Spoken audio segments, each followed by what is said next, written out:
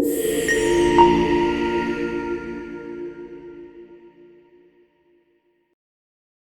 didn't get a chance when I bought the BambuLabs printer to shoot a video. I was in a hurry to get a project done and I just set it up.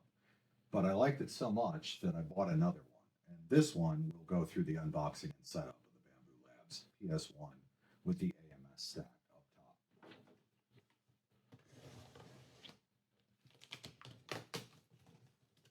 The first one I bought at Micro Center, it didn't come with the dent that FedEx provided over here. But these things are packed so well, there shouldn't be any problem inside.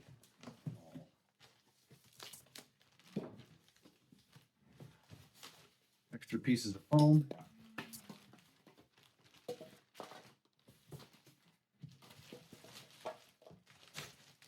It's all taped to the top here, so you can pull this straight out. Now you want to be a little bit careful because this door is glass. You don't want any chance of that falling off and shattering on your foot, floor, whatever.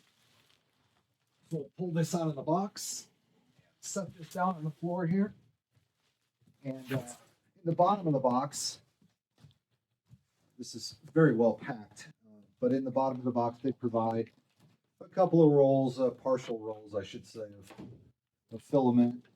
You get an orange, you get a green, you get this. This is supposed to be support for PLA. I've heard somebody else use this and not have much success.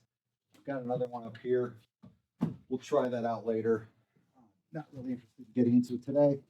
I'm going to give you a little project, and in this case, this is a Maker World clock. Little project box. So everything else in here is, I want to point out, this thing has foam, everything all around it, so it can withstand a lot of abuse and shipping and still make it out. So we'll go ahead and get the plastic off of this.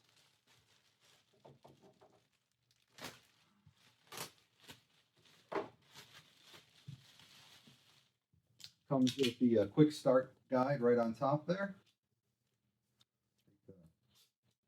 Tape rips it off. Take the tape off of that. And we'll get the plastic off the bottom here. Pretty neat packaging the way they put this thing together, because the AMS unit is actually packed inside the rest of it. Lots of tape.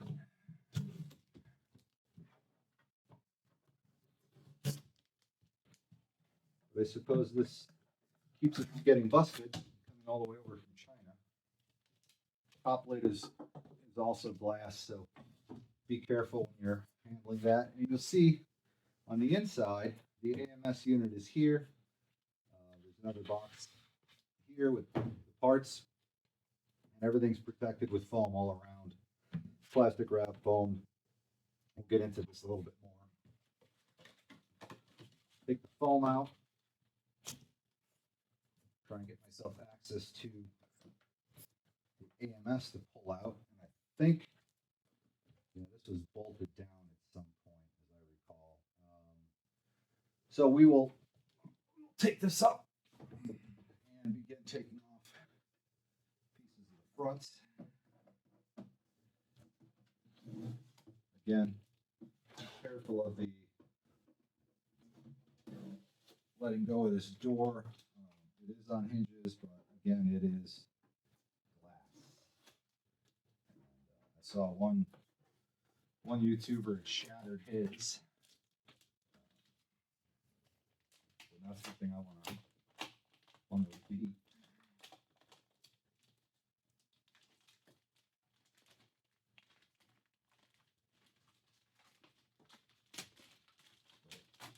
Strip that glass off, and there you go. That's the front of the unit. And we'll open that door, and we have to take off these two screws to gain access to that AMS, which is in there. So they give you a lot of the tools required inside this box. You have your power cable, you have your connector cable on the back for the the AMS. You have a spool standoff if you're not using the AMS. They give you an extra hot end, which is kind of nice. This is the display. It'll go up here.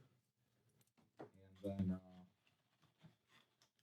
underneath is a little bag of tools and cleaning pins and all sorts of different parts you'll need or not need for this.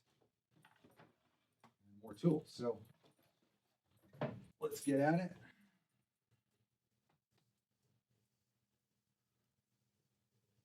Pull these two screws out, and they do a good job of putting arrows in everything that you need to undo or look at.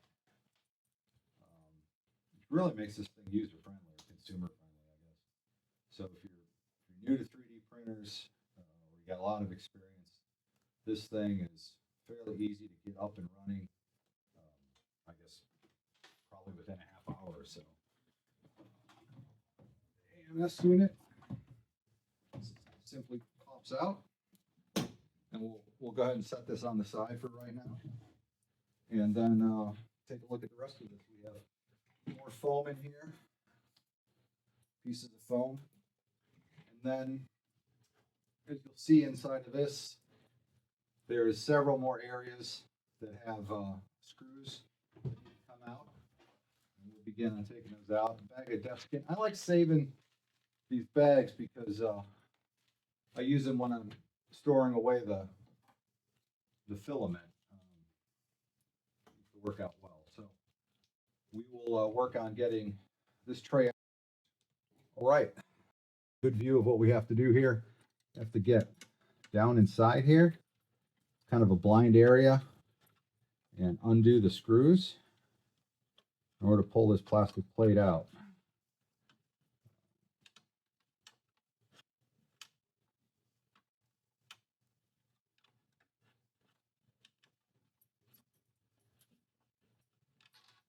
Yep, that one's out.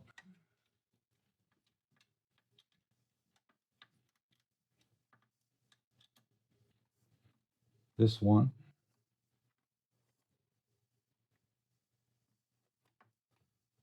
I don't know if you're watching the some of the previous videos. I had cleaned up this area. I was working off of a plastic table before, and I managed to set up some shelving here, and I've got some other little SimTech tools coming in that I'll be going over, unboxing, setting up, and some reviews on it shortly. One of them is a laser that's over there. That'll be interesting and fun to play with. One more screw, so a total of 4 to remove this plastic plate. And the only purpose this plastic plate has is really to hold the AMS. So it's, unless you plan on shipping this around later, these are the 4 holes that you need to remove. And of course, these are the 2 holes on the front that you remove for the AMS, and then these are the ones you remove for the plastic plate.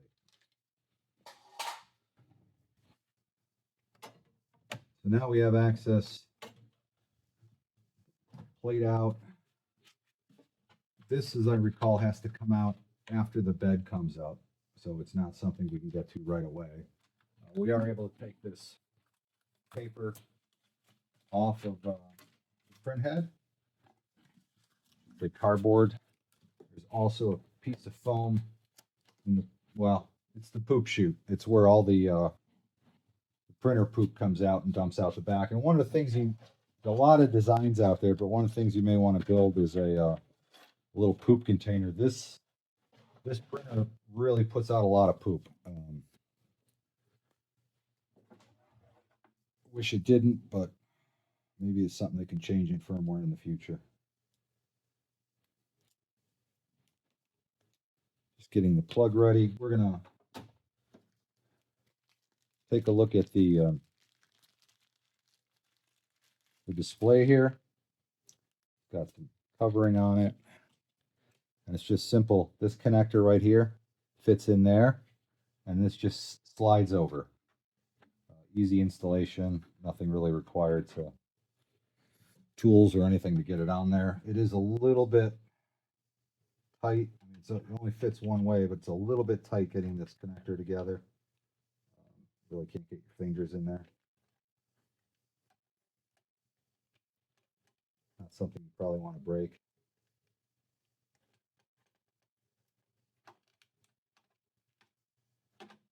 So that just snaps in. Then it has 4 hooks on the back. Push the wire back in there. These hooks, push it on there. Just simply push it over and secure it in place. Up here is your micro SD card.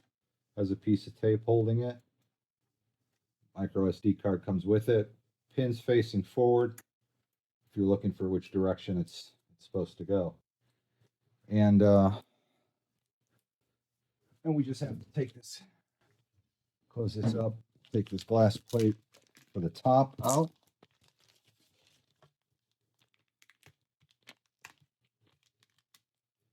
And make this easy.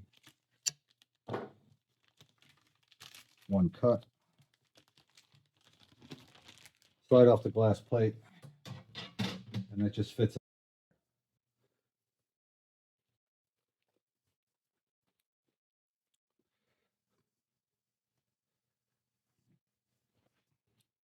So next up is the AMS unit. This is going to go on top. Protective film all around it. Lots of protective film.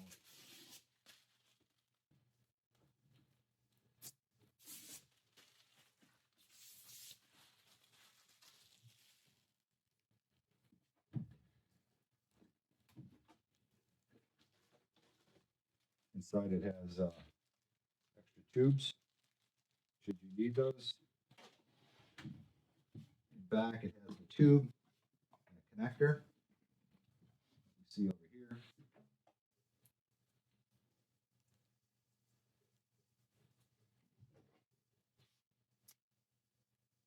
Just tape together.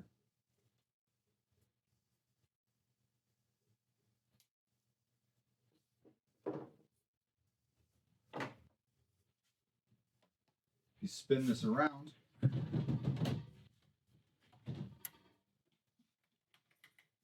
see back here that it has the connector, and then the tube coming off your AMS goes in here. You just set the AMS up top.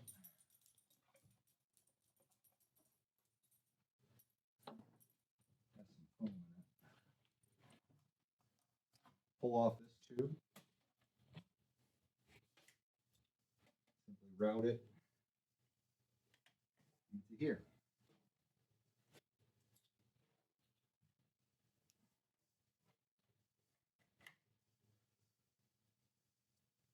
And now take your connector,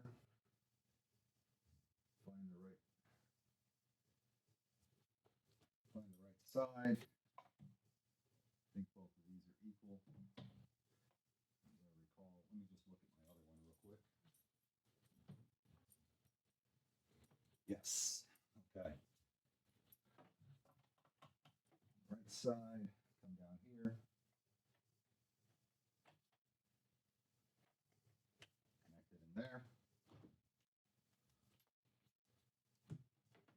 Install the power cord. And that's all your connections for the back. It's starting up now. Make sure that you have read the user manual. Hit next. It says wait. Before you use, please make sure that you have removed the screws from the fixed hotbed. So there's 1, 2, 3 more screws that need to be removed. And we'll do those inside here.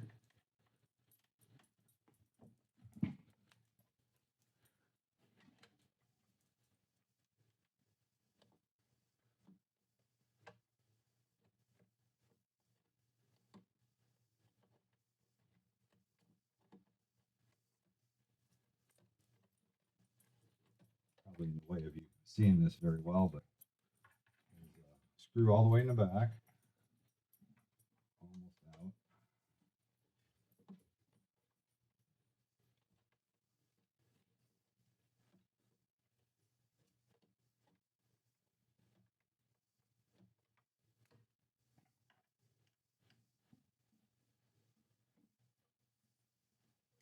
screw over here on the right side next to the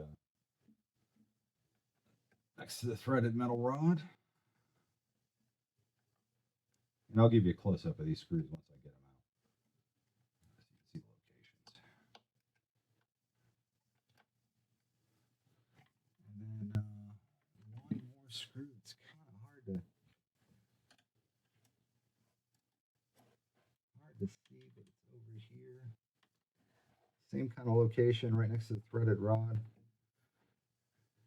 Z-axis rod.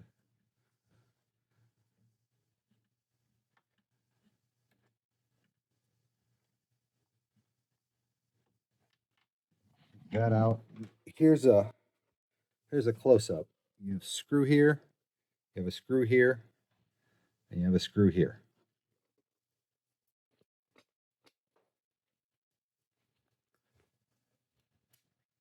So we'll take those 3 screws out, save those, I guess, in case we have to pack it up ever. I don't plan on selling it. Hit the next button now, and it wants to know your region. I am in North America. I'm in the US, so we'll select North America. And then it wants you to scan the QR code to configure the Wi-Fi with the Bamboo Handy app. So we can set that up later. And then it's agree to the terms and conditions. And then if you want to help them in their feedback, automatically you can select that. I'm not too keen always on sending stuff abroad. And finally, there's a power on self-test. So we're going to do the self-test. It's going to start. And that frees up these bottom pieces that can be removed. I'll give you an idea what it's going to do for the self-test. I'm going to put the tray back in.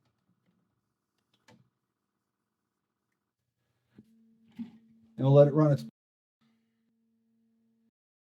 Again, this the bed in this is a 256 by 256 by 256 squared. Hadn't had any trouble printing anything I needed. And there is a riser for the AMS I've printed. I don't have them set up yet.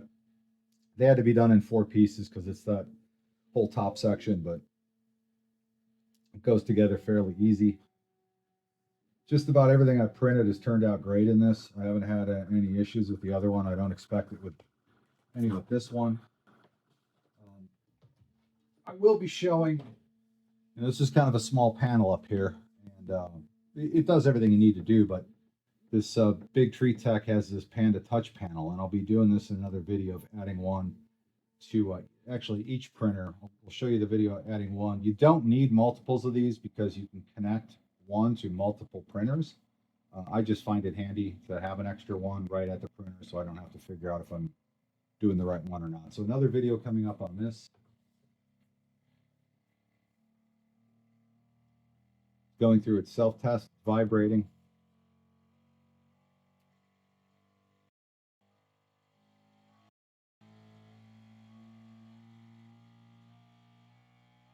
I don't know if you can see on this other one over here. I have these rubber feet, and I do have them for this one. It requires pulling off the standard feet. I'll do that a little bit later, but it kind of prevents it from bouncing around too much when it's printing. Just a little more stability in the print. On the table, it was horrible. The table I was using over there, it didn't provide a steady surface. So even though the printer's shaking all over the place, the prints really turned out excellent with this printer. So it compensates very well. I'm impressed with it. We'll let it continue its self-testing here. I don't expect them to, give you a case of filament, but the price you pay for it, you'd think they wouldn't cheap out and give you, a partial roll. Is what it is, I guess. It's nice to have these. You can print. I've printed some of these to use on, cardboard rollers, refills, and stuff, but these are very nice. I don't like using the cardboard in here. I prefer the plastic. So, up the printer using the Bamboo Handy app, and it's available on iOS or Android. One of the difficult things or stressful things I find with this is the printer's only a 2.4 G network, and it's a real pain. Like in my house, I have multiple networks off a Ubiquity system, and it doesn't seems to like finding the 2.4G network in there. It takes multiple tries. If you're having issues, I found using iOS versus Android is a little bit better. It only took me 2 tries on this to get it set up. This one with Android was probably 7 or 8 tries. So if you're having trouble and you have an iOS phone, you probably do.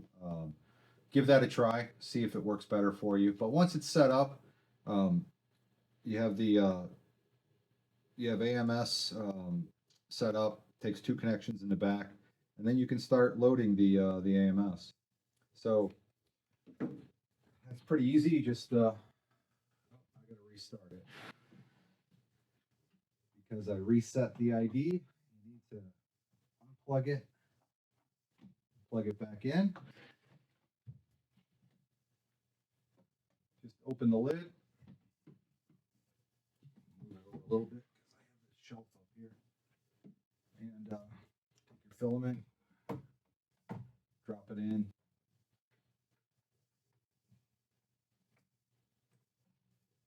And start loading it up.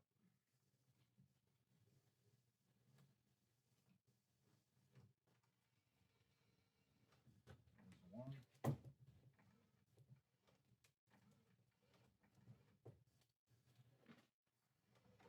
Yeah, this is just PLA I'm throwing in here right now. Nothing special. Because it's an enclosed printer and you can keep the heat, you can run ABS on this. You can run a variety of different filaments. So it's it's nice to have that feature. I haven't printed a lot of ABS yet. I plan on giving that a try here shortly, but haven't found the need for it yet. And a couple things that I was printing.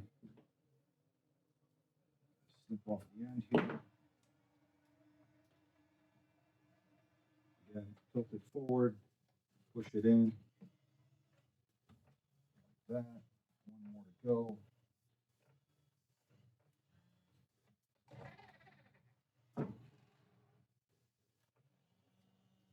If you're running BambuLabs filament, it has like an RFID tag in it, so you won't have to label it or you won't have to go into the app and tell it what it is. It automatically knows what it is. If you're running other filaments, you'll have to go into the app and tell it what that is. And it has 2 little locking levers here. There is some desiccant packs in the back here. They come with it. You'd have to change it out as time goes on, but they go behind a little clip right behind it. It's kind of hard to show you from the angles I have, but you'll probably want to change those out every so often when they show that they're getting wet. So we'll go back into the app and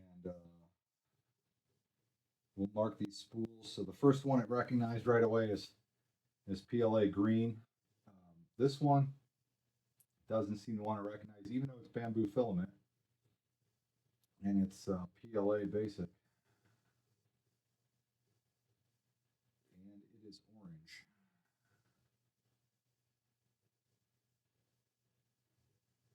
Save that. This one is a white PLA, and these are Sunlu that I have. It has a couple of different ones in here. Unfortunately, Sunlu isn't one of them. So I just select generic and go down here and select PLA. And this one happens to be white. Save it. Probably should run a bench and see how it times out. I'm going to do that right on the machine here, and we'll set up a.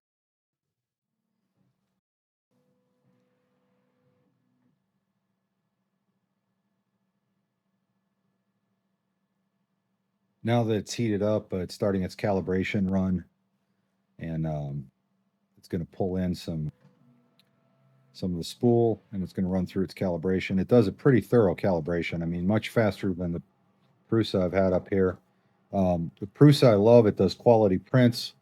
It's just slow, and there is an upgrade kit to it. This is a Mark III S Plus up top. I'll be bringing that up to a 3.5 as soon as that order comes in. But it's just not as fast as these bamboos, but the print quality is very hard to beat on the Prusa. And you know, the price is up there as well. You know, it's not extremely loud, but it's not the quietest printer around. And this is with the door closed. I'll open it up, and you can hear the fan a lot more when it's opened up and printing. It's about 65% through this Benchy.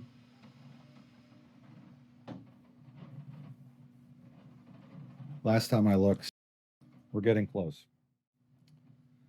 So we're getting to the end here. 20 minutes, a little over 20 minutes. Not world record speed, but it's a decent speed. We'll take a look at the quality once it's out. It only has a couple more layers to print. So you have it. Just under 20 and a half minutes for this one. And that's just stock settings on the SD card that came with it. Nothing was sped up or so. We'll take a look at the quality.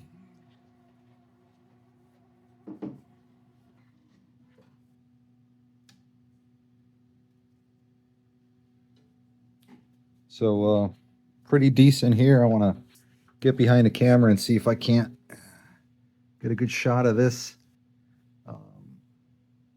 Pretty nice. I mean, you can see on the bottom clearly.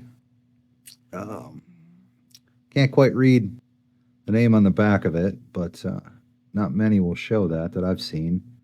Overall, a really decent print for a quick set. I guess my final, if I didn't like it, I wouldn't buy another one. So I bought two. The speed is really great for what I've been running on the Prusa. This comes out a lot quicker, especially when I'm doing some type of production run. Much quicker. I'm able to do ABS with these since they're enclosed, temperature controlled. I like the AMS. I like being able to print multicolor or also have multiple spools of the same color up there should I need to quick change something. I think this is a little cheap with these little control panels they have. If they would add something like this natively, I think it would add some value to it. But I see them trying to keep the price point down. If you're new to 3D printing, this is very easy to set up, very easy to use. Maker World is tied into their handy app, and there's thousands, tens of thousands of projects out there you can begin printing immediately or design your own. If you're not new to 3D printing, there's a lot of value here where it's easy to set up. It prints quick. Print quality is pretty good. I mean, it's probably not Prusa good, but it's a damn fine print quality. Overall, I think they're worth the value. If you can find a used one somewhere that somebody hasn't wrecked the AMS on or something, you might save a few bucks. I'd rather go with a new one and a warranty on it.